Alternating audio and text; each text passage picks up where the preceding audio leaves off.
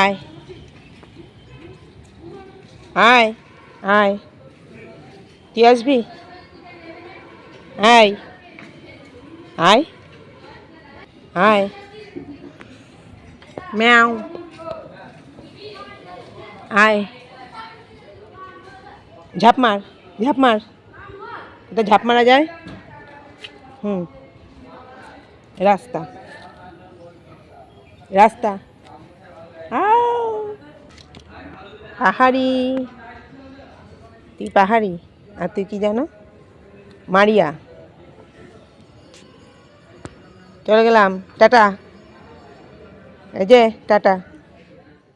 Hello friends, good morning. তো সকাল সকাল গুড মর্নিং জানিয়ে তোমাদের সোজা চলে এসেছি রান্নাঘরে ব্রেকফাস্টের সঙ্গে।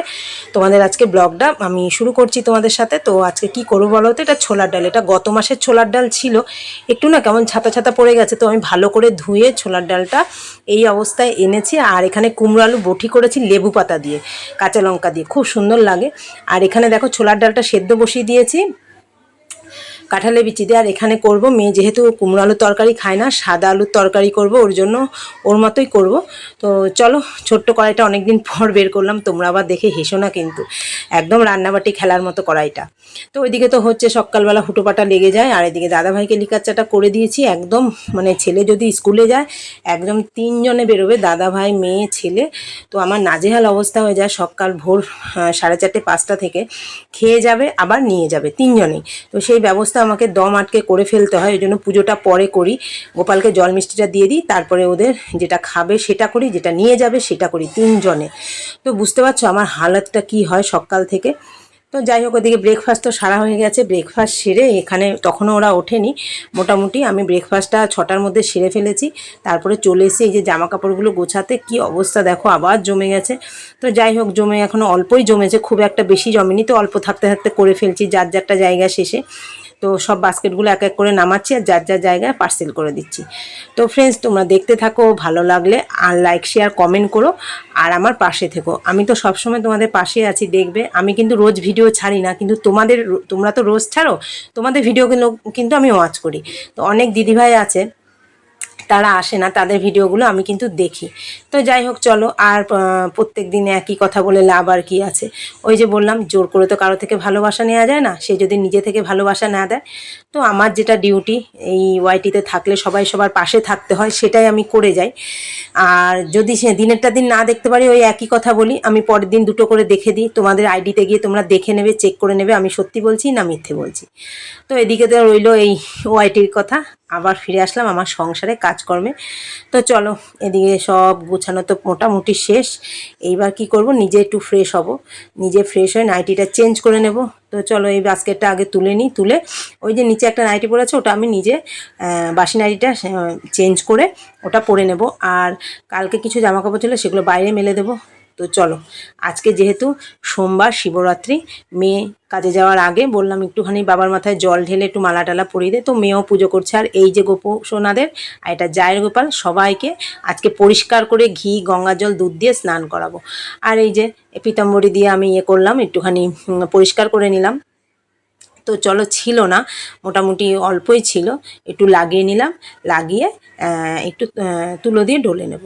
তো চলো, এটা জায়ের গোপাল আমার কাছে বেড়াতে এসছে অনেক দিন, তো যা বললো নিয়ে যাবো নিয়ে যাবো, আমি থাক আর 2 দিন থাক। তো যাই হোক, চলো, ওর অসুবিধার জন্য দিয়েছিল, তো যাওয়ার টাইমও হয়ে গেল, যাওয়ার আগে একটু পরিষ্কার করে দিই। তো যতটুকু ছিল আমি আমার মতো পরিষ্কার করে নিয়েছি, আবার জন্মাষ্টমীর আগে একটু করব। তো তোমরা দেখো কেমন হয়েছে। আর ওনাকে তো বসিয়ে রেখেছি, যিনি কৃষ্ণবর্ণ। তো চলো, এবার ঘিটা মাখিয়ে নিচ্ছি।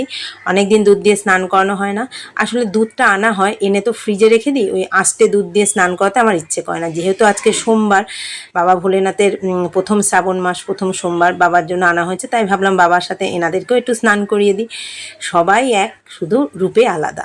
তো আমরা তবুও আমাদের মনে হয় যে ইনি এই ঠাকুর, উনি ওই ঠাকুর, মনকে তো আর বারণ করা যায় না। তো চলো, সবাইকে দুধ দিয়ে স্নান করি, এবার গঙ্গা জল দিয়ে স্নান করে দিচ্ছি, পরিষ্কার করে দিচ্ছি।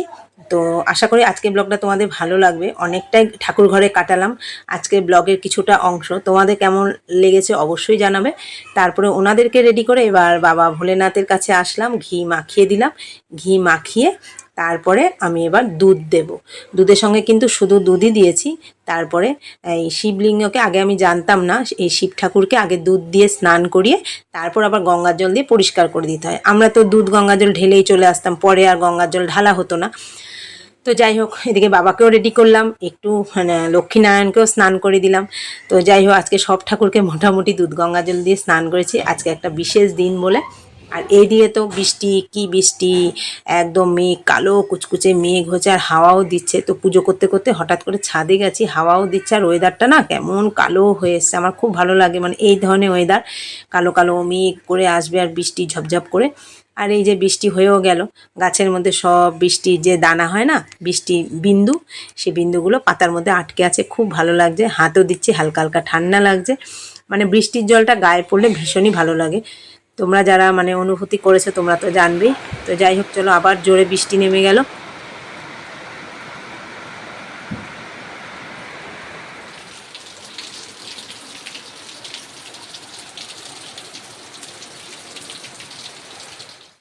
চলো, সোজা চলে এসেছি রান্নাঘরে। এটা হচ্ছে চাল কুমড়ো দিয়ে লাউ, যেহেতু নিরামিষ করেছি প্রথম শ্রাবণ মাসে প্রথম সোমবার। এটা হচ্ছে ছোলার ডাল, কাঁঠালের বিচি দিয়ে করেছি।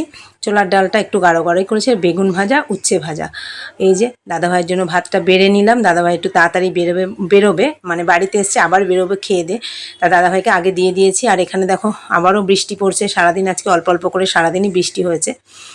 তারপরে তো এখানে চলে আসলাম। দেখো এটা কি বলো তো, ঘাটকোল পাতাটা আমি কেটে রেখে দিচ্ছি। অনেকগুলো এনেছে দাদাভাই সাইডের থেকে। এই দেখো, একটু ধুয়েও নিচ্ছি, ধুয়ে রাখবো। তো অনেকবার ধুতে হয়েছে, যেহেতু অনেকগুলো ঘাটকোল, তো একটু কুটকুট করে চুলকাচ্ছিল। জানি না খাওয়ার সময় চুলকাবে কিনা। তো চলো, বড় গামলায় ফেলে এগুলোকে একদম ধুয়ে টুয়ে সোজা রেডি করে